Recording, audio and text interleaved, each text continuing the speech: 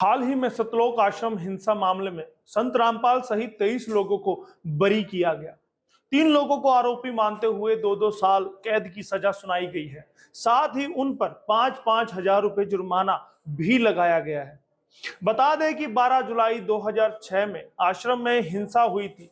संत रामपाल पर क्रोंथा आश्रम में हुई हिंसा के मामले में धारा 302, 307, 323 के अलावा कई अन्य धाराओं के तहत मामला दर्ज किया गया था। फिलहाल रामपाल के भाई महेंद्र दास पर अभी भी केस चल रहा है। संत बनने से लेकर अपराध की सारी गाथा आज सुनाएंगे। नमस्कार, स्वागत है एसएनएम में। हरियाणा आज, भारत आज का वो शो जिसमें हम खबरों का विश्लेषण करते हैं। प्रदेश स्तर की, राष्ट्रीय स्तर की, अंतर्राष्ट्रीय स्तर की वो खबरें होती हैं जो आपके जीवन पर प्रभाव डाल सकती है।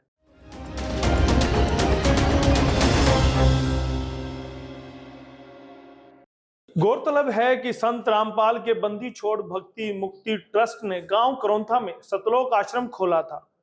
इसका आर्य समाजियों और आसपास के ग्रामीणों ने विरोध किया था। संत रामपाल की आर्य समाज पर की गई टिप्पणियों के बाद 12 जुलाई 2006 को सतलोक आश्रम को हजारों लोगों ने घेर लिया था। संत रामपाल के वकील जयप्रकाश ने बताया कि इस दौरान हुई झड़प में 64 लोग घायल हुए थे और एक व्यक्ति की जान चली गई थी।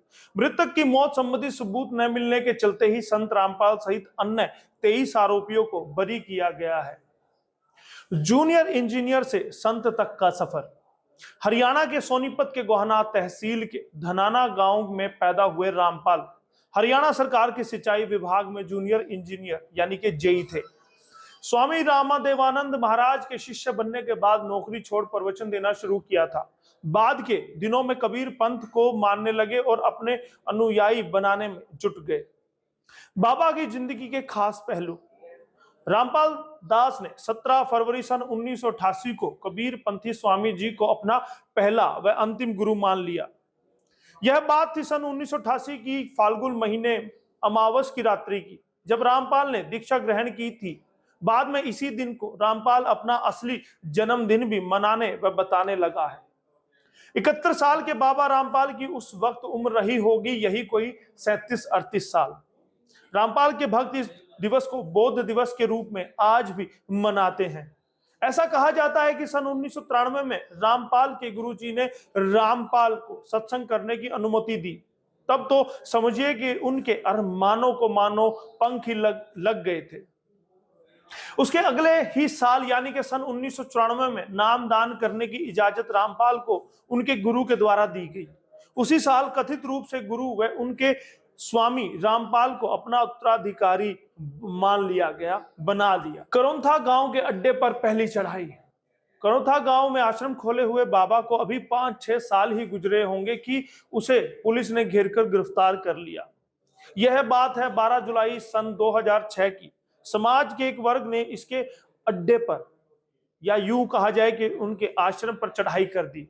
बवाल काबू करने के लिए मौके पर मौजूद पुलिस मूक दर्शक बनी रही। तब बवाल के शुरुआती दौर में धारा 144 लगा दी गई। तमाशबीन की भूमिका में पुलिस खड़ी रही, जबकि दूसरी ओर अड्डे पर आश्रम पर चढ़ाई कर भीड़ और रामपाल समर्थक दोनों ही पक्ष खूनी मारकाट पर उतर आए थे। खूब गोलियां चली। सैकड़ों बुजुर्गों, महिलाओं, बच्चों की जान जोखिम में घंटों पड़ी रही थी। जब पुलिस को लगा कि अब भीड़ उसी को घेर लेगी, तब पुलिस ने रामपाल को गिरफ्तार किया था। हालांकि इस दौरान रामपाल के समर्थकों ने पुलिस से हिंसक झड़प की, जिससे करीब 120 लोग घायल हो गए थे। पुलिस और अर्धसैनिक बलों को जवानों ने 12 दिनों के बाद उन्हें गिरफ्तार किया था। इस दौरान सतलोक आश्रम से 5 महिलाओं और एक बच्चे की लाश भी मिली थी। 18 दिन की लुक्का छिपी के अंतिम 2 दिनों की खूनी टक्कर लेने के बाद अंततः सतलोक अड्डे के रामपाल दास को हरियाणा पुलिस ने दबोच ही लिया था। कई पुलिस जवानों और पत्रकार, आमजनों सहित 100 से ज्यादा लोग बुरी तरह जख्मी हो गए। कोर्ट कचहरी और पुलिसिया दस्तावेजों में दर्ज मजमून के मुताबिक जिस वक्त रामपाल के आश्रम के अंदर बाहर उसके अंध भक्तों और हरियाणा पुलिस के बीच खूनी जंग छिड़ी हुई थी, तब रामपाल अड्डे के अंदर ही छिपा हुआ था। वो अपने भक्तों को पुलिस के सामने सरेंडर कराने की बजाय उन्हें पुलिस से खूनी टक्कर लेने के लिए उकसा रहा था। इस बाबा के अड्डे में जब पुलिस घुसी तो अंदर का मंजर देखकर पुलिस चकरा गई। खुद को संत बताने वाला और खुद को कबीर का अनुयायी बताने वाला रामपाल तो काफी खतरनाक निकला। वरना भला किसी संत या बाबा के आश्रम से पुलिस को बम, हथियार, तेजाब या उस जैसी अन्य तमाम संदिग्ध चीजें कैसे मिलती। जब मुजरिम करार दिया गया, उस बवाल के दौरान दर्ज मुकदमों में से एक में रामपाल को बरी कर दिया गया। इसके बाद भी मगर उसके खिलाफ देशद्रोह और हत्या जैसे संगीन धाराओं में बाकी मुकदमे चले, जिनमें बाद में उसे उम्र कैद की सजा सुनाई गई। जिस बाबा रामपाल के पीछे उसके लाखों अनुयायी दंडवत किया करते थे, 11 अक्टूबर सन 2018 को हिसार कोर्ट ने उन्हें उम्र कैद की सजा सुनाकर मुजरिम करार दिया। हालांकि मुकदमा जब आगे चला तब 26 जुलाई सन 2021 को हिसार कोर्ट के जज ने रामपाल को और उसके 4 अनुयायियों को बरी भी कर दिया। चूंकि बीते कल के इस बाबा को अन्य धाराओं में उम्र कैद की सजा भी सुनाई जा चुकी थी, इसलिए उसे जेल से बाहर आने का मौका ही नहीं मिला। यहां पर भी बताना जरूरी है कि रामपाल पर सरकारी कामकाज में बाधा पहुंचाने, आश्रम में बेकसूर निरीह लोगों को बंधक बनाने का मुकदमा दर्ज हुआ था। रामपाल दास से बाबा रामपाल बने इस शख्स को हरियाणा पुलिस ने 20 नवंबर 2014 को पकड़ा था। विवादित संत पर ताबड़तोड़ मुकदमे। हिसार कोर्ट के अतिरिक्त जिला एवं सत्र न्यायाधीश एडीजे डॉक्टर चालिया ने सन 2014 के हत्या के एक मामले में सजा सुनाई थी। यह फैसला हरियाणा के थाना बरवाला इलाके के स्थित सतलोक आश्रम प्रकरण में हत्या के मुकदमा नंबर 429, 430 में सुनाया गया था।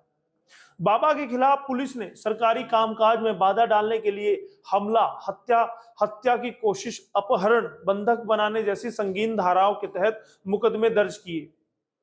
रामपाल के साथ 90 से ज्यादा मुलजिम बनाए गए थे, जबकि उसके खिलाफ 400 से ज्यादा गवाह हरियाणा पुलिस ने बनाए। बाबा को बेनकाब करने में करोड़ों का आया खर्च। मीडिया रिपोर्ट्स के मुताबिक रामपाल दास को दबोचने के लिए तब किए गए भागीरथी प्रयासों में हरियाणा पुलिस को करीब करोड़ों रुपए स्वाहा करना पड़ा था। हालांकि हरियाणा राज्य पुलिस ने इसकी कभी पुष्टि नहीं की। बरवाला खूनी कांड से पहले भी बाबा करोंथा आश्रम कांड में 22 महीने की जेल काट चुका था। इस बाबा का अतीत देखा जाए तो वो अक्सर ही आर्य समाज और उसके अनुयायियों को बदनाम करते रहने के आरोप उन पर लगते रहे हैं। इसलिए रामपाल आर्य समाजियों के भी निशाने पर हमेशा रहते थे। कसूर आखिर किसका? गलती अकेले बाबा की नहीं, ताली दोनों हाथों से बजती है। बाबा को बड़ा आदमी और खुद को कंगाल बनाने में हमारा खुद का ही हाथ होता है। दूसरों के सिर पर ठीकरा फोड़ने से क्या फायदा? यह सब बातें जिम्मेदारी से बचने की होती है। हम फला बाबा साधु के चक्कर में फंसकर बर्बाद हो गए, उसने हमें लूट लिया, उस महात्मा ने आश्रम में बुलाकर हमें सम्मोहित कर दिया। कोई बाबा किसी को घर घर बुलाने नहीं आता है। पहली बात तो इन बाबाओं को पूजा के काबिल ही हम बनाते हैं। जब हमें ही यह लूटना शुरू कर देते हैं तो हम ही अपनी बर्बादी का ठीकरा या जिम्मेदारी इन बाबाओं के सिर पर लादना शुरू कर देते हैं। सवाल यह है कि आखिर इन बाबाओं की गली गली, गांव गांव गद्दियां स्थापित कौन कराता है? जब जनता में से ही कुछ लोग इन्हें भगवान बनाने पर तुले हों, तब फिर इन्हें कौन काबू करेगा?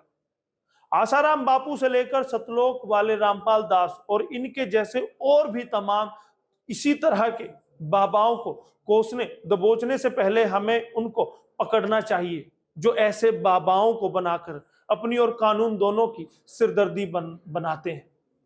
मैं पहले इन बाबाओं को, बाबा बनाने वालों को दोषी मानता हूं। उसके बाद बाबा तो जो कुछ करते हैं वो जब पकड़े जाते हैं तो जमाने के सामने खुद ब खुद सामने आ जाता है। आज का ये कार्यक्रम आपको कैसा लगा? आज का एसएनए आपको कैसा लगा? हमें जरूर बताइएगा। क्या वाकई में आप भी किसी ना किसी धर्म से, किसी ना किसी पंथ से, किसी ना किसी आश्रम से जुड़े हैं, या आप भी ठगी का शिकार हुए हैं? तो हमें कमेंट करके जरूर बताइएगा। बहुत बहुत धन्यवाद करूंगा। एसएनए के लिए मैं यशपाल कंचन। खास खबर हो या सवाल आपका, हम दिखाएंगे विश्वसनीय खबर। इसलिए हमारे सभी पेज को करें लाइक, सब्सक्राइब और शेयर, ताकि हर अपडेट पहुंचे आप तक सबसे पहले। खबर की धड़कन समझते हैं हम, हालात की संजीदगी जानते हैं हम।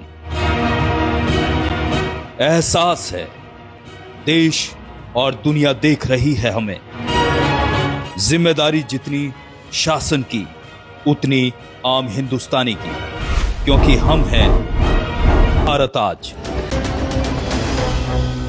सबसे आगे।